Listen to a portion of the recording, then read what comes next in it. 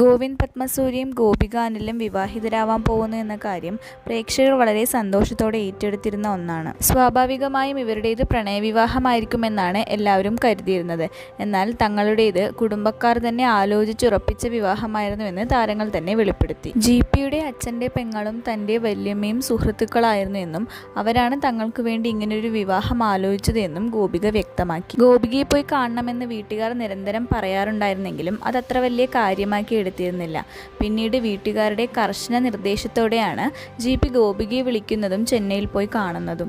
കാപാലീശ്വര ക്ഷേത്രത്തിൽ വെച്ചാണ് ജിപി ഗോപികയെ ആദ്യമായി കാണുന്നത്. അവിടെ വെച്ച് രണ്ടാളും ഒരുപാട് സംസാരിക്കുകയും സൗഹൃദത്തിലാവുകയും പിന്നീട് ഇതിനെക്കുറിച്ചുള്ള തീരുമാനം ഗോപിക അറിയിക്കാമെന്നും ജിപിയോട് പറയുകയുണ്ടായി. അത് കുറച്ചുകാലം നീണ്ടുപോയി. പിന്നീട് ഗോപികയുടെ ആശങ്ക തന്നിലേക്കും പടർന്ന് ഇത് ശരിയാവില്ല എന്നും മുന്നോട്ട് പോവില്ല എന്നും നമുക്ക് പിരിയാമെന്നും ജിപി ഗോപികയോട് വ്യക്തമായി പറഞ്ഞു. എന്നാൽ അപ്പോഴേക്കും ഗോപിക ജിപിയുമായുള്ള ബന്ധം വിവാഹത്തിലേക്ക് എത്തിക്കാൻ തീരുമാനിച്ചിരുന്നു.